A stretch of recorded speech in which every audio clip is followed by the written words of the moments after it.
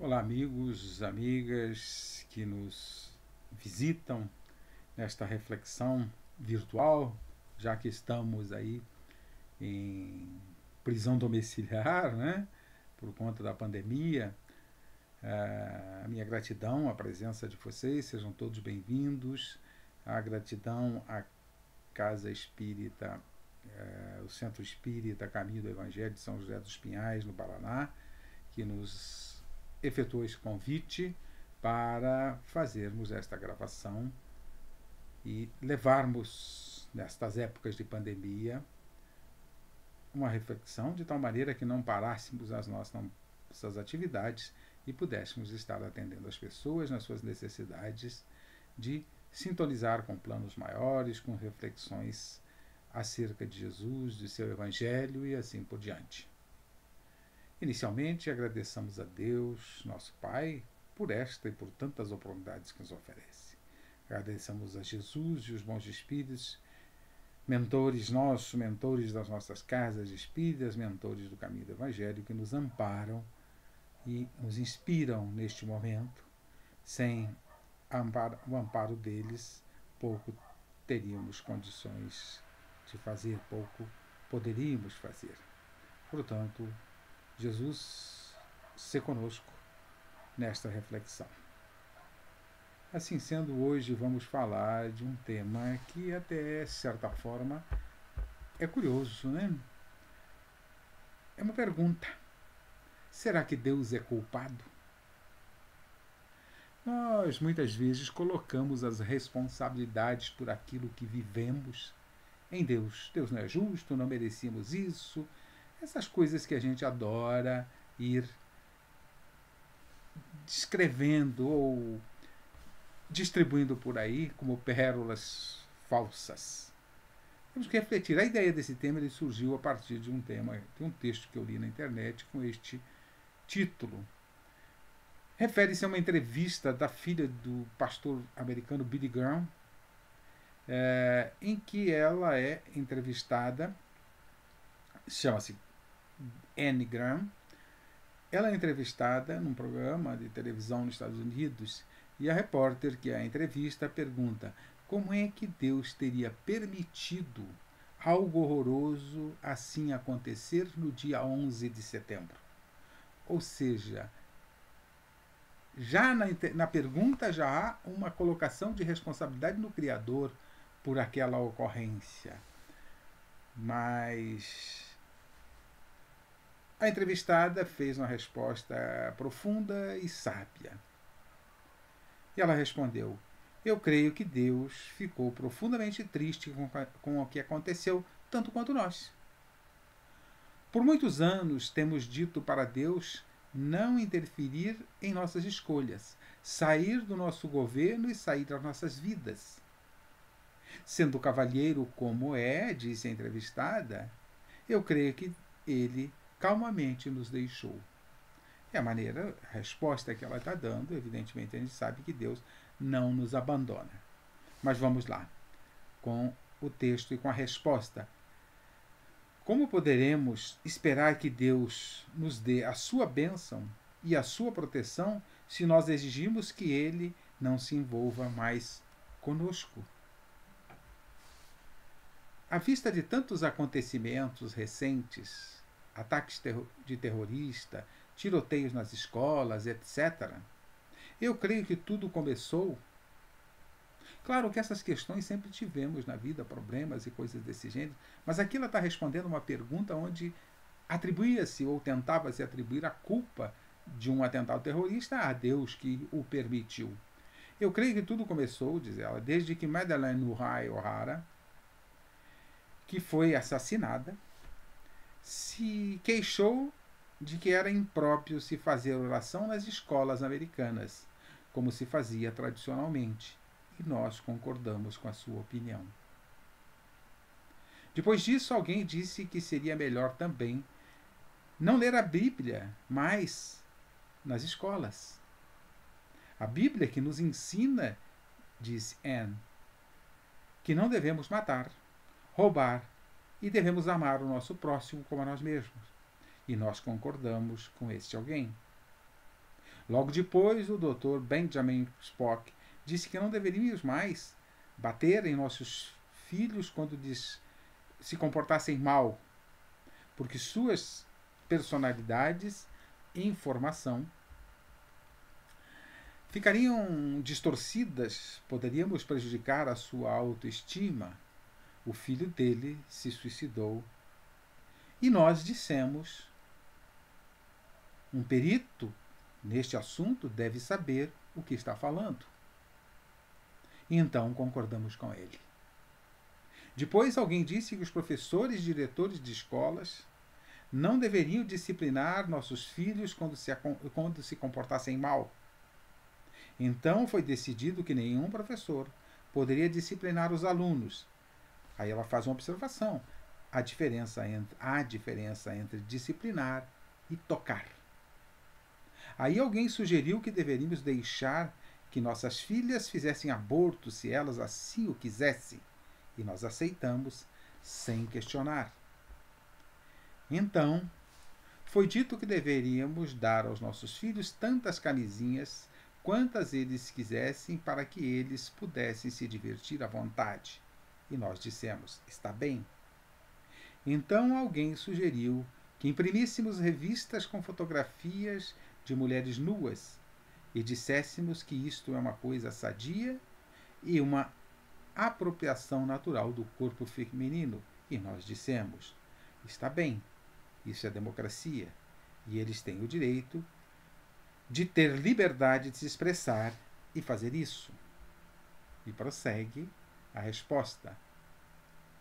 Depois, uma outra pessoa levou isso um passo mais adiante e publicou fotos de crianças nuas e foi mais além ainda, colocando-as à disposição na internet. Agora nós estamos nos perguntando por que nossos filhos não têm consciência e por que não sabem distinguir o bem e o mal, o certo e o errado. Por que não lhes incomoda matar pessoas estranhas ou seus próprios colegas de classe ou a si próprios? Provavelmente, se nós analisarmos seriamente, iremos facilmente compreender. Nós colhemos só aquilo que semeamos. Uma menina escreveu um bilhete a Deus: Senhor, por que não salvaste aquela criança na escola? E a resposta dele: querida criança, não me deixaram entrar nas escolas. Ou não me deixam entrar nas escolas. É triste como as pessoas simplesmente culpam a Deus e não entendem por que o mundo está indo a passos largos para o inferno. É triste como cremos em tudo que os jornais e TV dizem, mas duvidamos do que a Bíblia ou do que a sua religião que você diz que segue ensina. É triste como alguém diz: eu creio em Deus, mas ainda assim segue o Satanás, que por sinal também crê em Deus. Resposta sábia de Anne Graham. É engraçado como somos rápidos para julgar, mas não queremos ser julgados. Como podemos enviar centenas de piadas por e-mail e elas se espalham como fogo? Mas quando tentamos enviar algum e-mail falando de Deus, as pessoas têm medo de compartilhar e reenviá-las a outros. É triste ver como material imoral, obsceno e vulgar corre livremente na internet. Mas uma discussão pública a respeito de Deus é suprimida rapidamente na escola e no trabalho. Gozado que nós nos preocupamos mais com o que as outras pessoas pensam a respeito de nós do que com o que Deus pensa. Uma resposta, eu fiz questão de ler na íntegra a resposta, porque ela é completa, ela nos diz praticamente tudo. Nós culpamos a Deus. É claro que fazemos algumas considerações a respeito do que ela disse, porque algumas visões e respostas têm o cunho de alguém que segue uma filosofia religiosa, e não está errado. Mas essa filosofia religiosa tem alguns conceitos que talvez nós espíritas não concordemos muito. Mas o teor da mensagem, da reflexão, independente de pequenos detalhes nessa área, são de extrema importância para as nossas reflexões. Nós reclamamos das questões que a vida apresenta e ainda não percebemos que tudo provém de nós mesmos. Eu lembro uma passagem que se atribui a Chico Xavier, em que ele vai nos dizer que o mal que me fazem não me faz mal. O mal que me faz mal é o mal que eu faço. Será que ele tinha consciência plena da lei de causa e efeito? Que nós somos os responsáveis por tudo que ocorre à nossa volta? Que nós estamos colhendo aquilo que plantamos? E principalmente nesses dias, como diz Anne Graham, estamos nos afastando do Criador, ou aparentemente estamos nos afastando do Criador. E até fico pensativo, será que alguma vez nós já nos aproximamos dele? Digo de uma maneira geral, não estou falando individualmente, algumas pessoas possivelmente, mas de uma maneira geral, a humanidade tem se aproximado de Deus? A gente ouve tantas coisas a respeito de não meter Deus nisso, não meter Deus naquilo, e assim por diante. Temos que pensar um pouco mais nisso. Será que a responsabilidade é de Deus? E aqui eu faço uma questão, que ela falou que Deus teria ficado triste. É claro que é uma simbologia que ela utilizou. Deus não fica triste, ele sabe que seus filhos ainda são infantis, ainda são imaturos. Mas, com tudo que ele já nos enviou, acho que deveríamos esperar um pouco mais de nossas ações. Deus já nos ofereceu tanto e tudo provém dele, absolutamente tudo provém dele. Nós não percebemos. Até os bens materiais que temos acesso provêm da permissão divina, das condições que ele nos oferece, das condições que ele nos ofereceu para termos determinados talentos e assim por diante. Será que, com tudo o que ele já nos ofereceu, nos recursos para o desenvolvimento dos valores do coração, será que não está na hora de utilizarmos um pouquinho mais profundamente? Haja vista que bom número de pessoas, pelo menos no Brasil, mais de 90%, segue alguma filosofia religiosa, mais intensamente ou menos intensamente, mas segue. E ainda assim vivemos num mundo em que, de uma maneira geral, ainda temos a miséria das guerras, produzida por Deus ou produzida por nós? Produzidas as guerras por Deus ou por nós? A decisão é nossa. Quantas vezes será que ele não tentou nos intuir, nos inspirar para que não aqueles que tomam as decisões das guerras não tomassem essa decisão? Quantos recursos ele enviou e nós não percebemos, não demos ouvidos?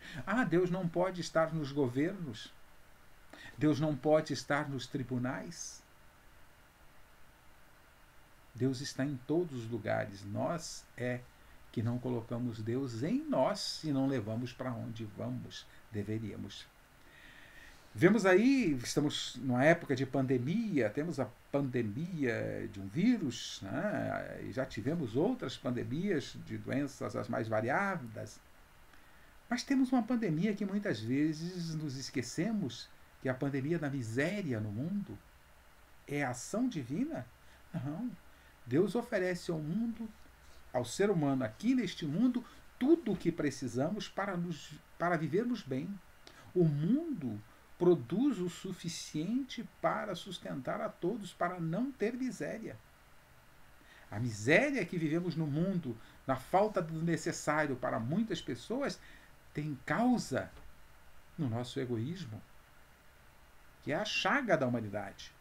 Portanto, se temos ainda miséria, a responsabilidade é de Deus? Se ele ofereceu os recursos, que a natureza, que a obra divina nos oferece todos os recursos que precisamos, temos aí a pandemia dos crimes estarrecedores, muitas vezes, que Percebemos diariamente nos noticiários. Em 2018, se não me engano, se bem me lembro o ano, nós tivemos mais de 60 mil assassinatos no Brasil, fora os outros crimes, os mais variados e assim por diante. É obra divina? Não, é obra nossa, porque nos afastamos de Deus, nos afastamos dos emissários divinos, tantos que vieram, nos afastamos especialmente para aqueles que são cristãos, como nós espíritas, nos afastamos dos ensinos de Jesus. E aí nós vemos no Brasil, por exemplo, filmes tripudiando sobre o Cristo. É claro que não afeta o Cristo, mas demonstra ainda o quanto somos irresponsáveis diante de respeitar. Se eu não creio no Cristo, não tem problema. Respeito o próximo, aquele que crê. Tripudiamos sobre Jesus no carnaval. Vemos aí pessoas que assumem a responsabilidade por conduzir os destinos do país nos mais variados setores e poderes corrompidos. Uma corrupção assassina. Não tem a mão de Deus. Por Deus, certo, isso não aconteceria. Corrupção é assassina. E digo mais, eu costumo citar que a corrupção é uma metralhadora apontada ao léu. Como aqueles jovens que às vezes acontecem nos Estados Unidos, aqueles seres lá, confusos e até doentes, que pegam a arma e entram num ambiente e começam a atirar. Aqui no Brasil, recentemente, aconteceu numa escola. E atira ao léu, não importa em quem estão atirando. A corrupção é assim. Está matando independente, está matando nos hospitais, está matando pela miséria, na fome. E o Brasil, nós vivemos isso profundamente. Mas às vezes, e nós culpamos o Criador. Mas por que ele não impede? Deus nos deu uma coisa chamada livre-arbítrio. Ele já criou leis que definem como é que nós devemos agir, e as leis são imutáveis, criadas desde a eternidade, desde os princípios, que nós não temos ideia quando foi esse princípio. Não nos é dado conhecer o princípio das coisas. Mas Deus criou leis e foi nos oferecendo emissários para nos mostrar essas leis, e nós não cumprimos essas leis. Nós não seguimos essas leis. Então, nós temos aí os recursos necessários para fazer diferente, tantos emissários divinos, mas nós fazemos do mesmo jeito, as mesmas besteiras. Praticamos o uso da ignorância, e dela sai o egoísmo, e do egoísmo sai uma prole de perturbações. E temos aí uma série de problemas que o mundo vive hoje e não tem a responsabilidade de Deus. Ele nos deu o livre-arbítrio. Por que ele deu o livre-arbítrio? Porque, lembramos lá, Jesus nos diz a cada um segundo suas obras. Lei de causa e efeito. Plantamos, vamos colher. O livre-arbítrio nos dá o direito de fazer, mas atrela consigo a responsabilidade de colher as consequências.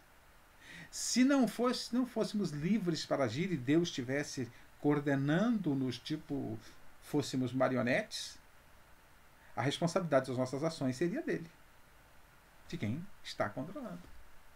Não, ele nos deu o livre-arbítrio para que nós tenhamos responsabilidade. Então, junto com o livre-arbítrio, a responsabilidade, a cada um segundo suas obras, em todos os pontos e vírgulas de nossas vidas. Então, o que nós temos, se queremos mudar a situação que vivemos no mundo, temos que mudar as nossas obras.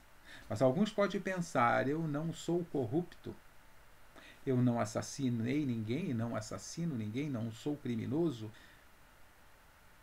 Bom, se a gente pontuar um pouquinho o nível disso, talvez haja o que refletir. Será que não somos?